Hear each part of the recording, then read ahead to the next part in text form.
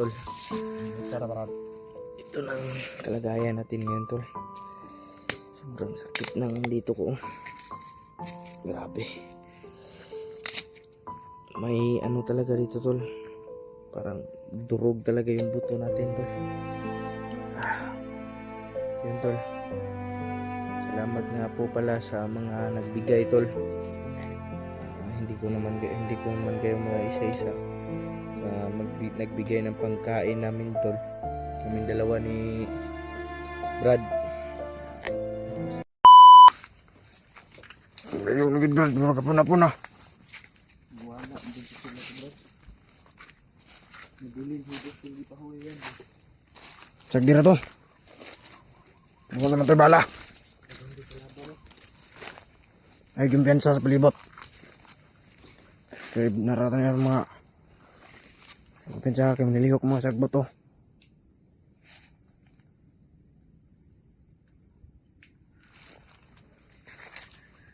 Uy. Kukok man Brad.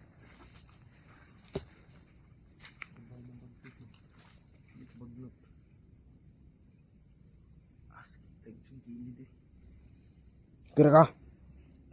Hindi na yun. Sakit ng kilid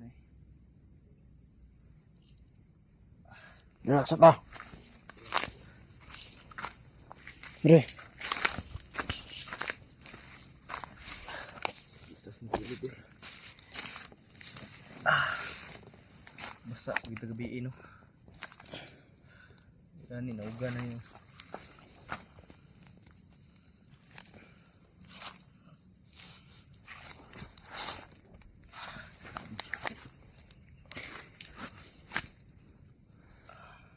Durog yung mga buto ba. Asa na kasi sila bads no. Daghan kayo nag-comment ba nga pasaka ay nanalo sila alpadre. Itong mga kauban ako. Nagkontak kayo naman ka mo ni Brad. Nag-message mo na ako siya. Nga, nagkontak na mo. Contact na ko siya. Itong kuan ron makababa ta. Kamutan nyo to Brad. Makababa ta. So, Makababa ta tira. mahirapan tayo Brad. Ganyan. Kasi nakita ko rin sa upload ng mga kasamahan mo na naharang sila. Ang daming humarang sa kanila, pati si Bagnot ay na-encounter nila. May nag comment pa dit doon sa video na nandun na daw si Bagnot sa mga kasamahan mo. Ikaw na daw ang next na target nila. Kaya dapat mag-ingat-ingat tayo. Nanari daw sila alpa. Asa na sila may lag-ul-ul na to sila bay. Mag-espiya ko niya sa kampo. Ana sige. Sa kuta na namo. May na Brad. Sige tas ang gilid bay. Kung sa mga sunod nga plano ni Bagnot. Naman, okay ka? Sakit kang kilid bay. Maka-survive pa mga ka? Maktas? Relax siguro ta. May problema. Basta nga to, dili ta pwede magpaabot o gabi edari ah. Kaya mas delikado. Dinin na rin itong binagtasay Brad. Relaxa, i-relax sa imong lawas. Yung katawan mo ba?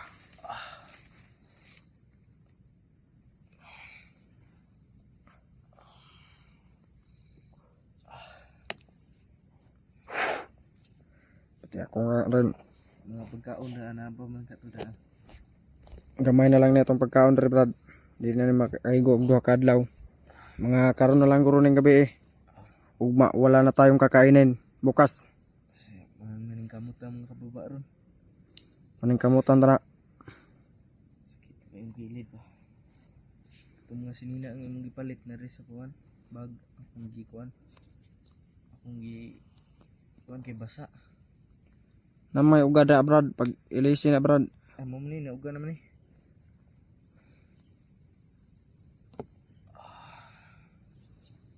Tuma na eh. Gutom-gutom ka na. Sige lang, kaya makakaon ta taron. Nagkamutan na to nga karong hapon na. Kababa ta.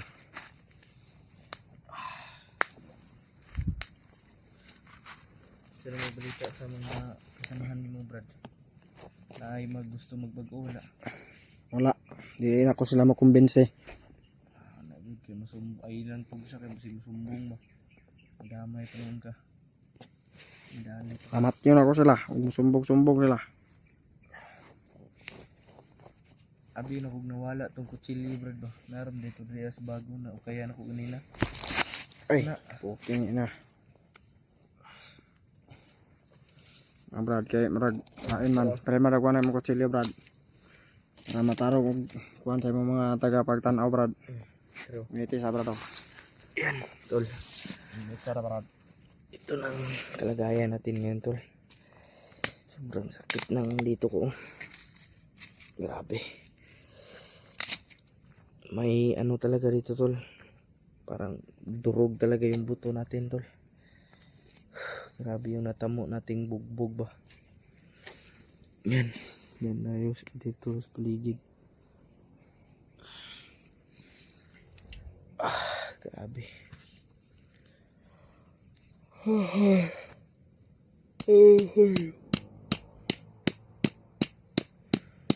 Grabe yung Nagpasala ka sa mga nang tagha sa mula. yun tol. Salamat nga po pala sa mga nagbigay tol. Hindi ko naman kayo mga isa-isa sa nagbigay ng pangkain namin tol. Namin dalawa ni Brad. Oscar. Maraming salamat sa tulong na inabot nyo. Kahit ano tol, ay nakaano tayo sa gastusin at pagkain. Sobrang salamat talaga tol na nandyan kayo. Nagmamahal sa akin ng totoo. At siyempre sa mga ano natin dyan, sa mga solid supporter natin dyan, Miguel Love, shout out sa inyo tol. Dito pa rin tayo tol, lumalaban. At ano lang, tiyaga lang talaga para makababa na kami. Pray nyo po yung kaligtasan namin na makauwi kaming ligtas at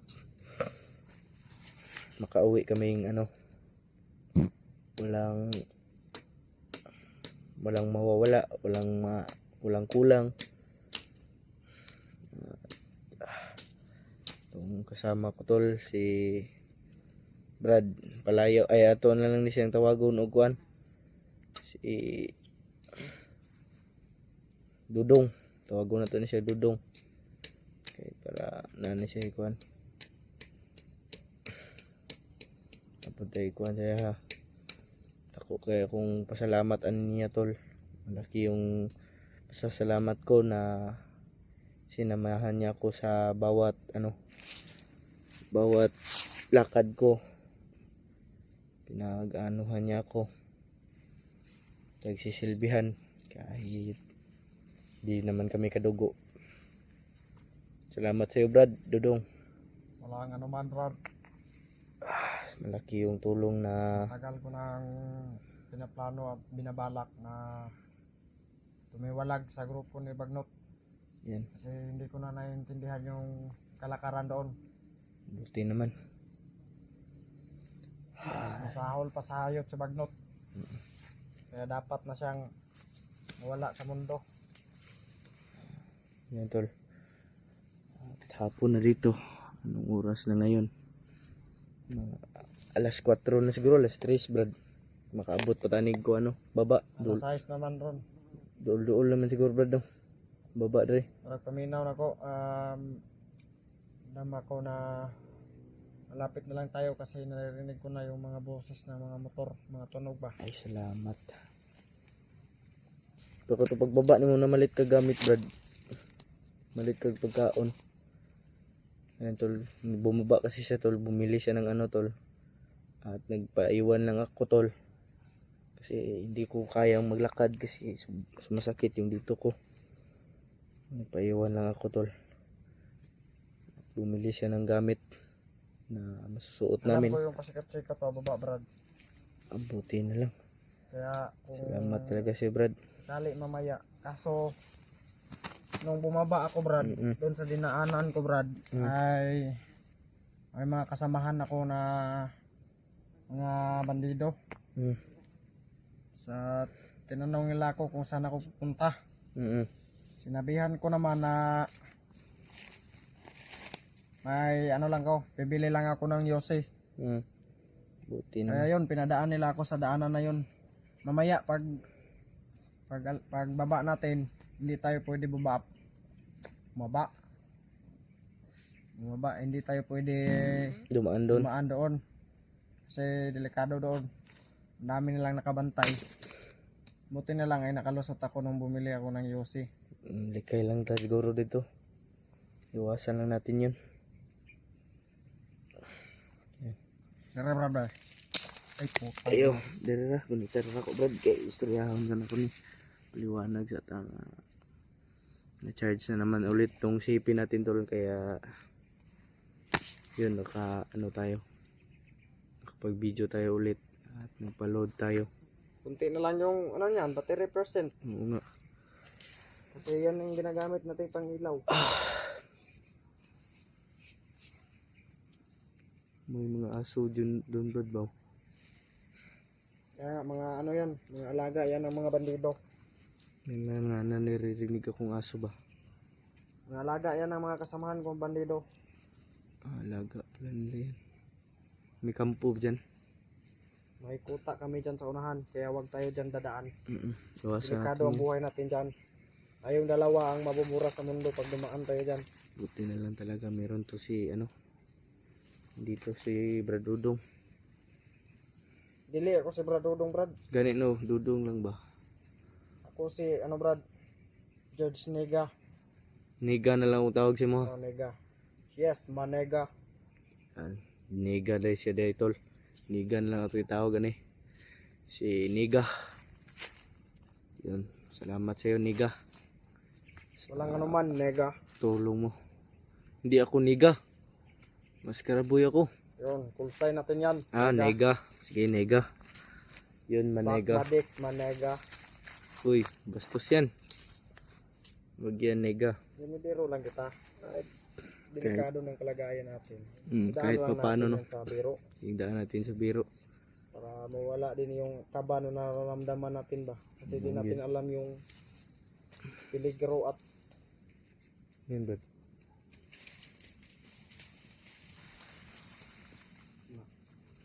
Yun. yan sa laban na ba. Parang may gumagalaw dyan bird ba? Daga lang siguro yan Nega. Baka daga lang yan Nega. Pala biro pala to si Brad Nega no. Naman.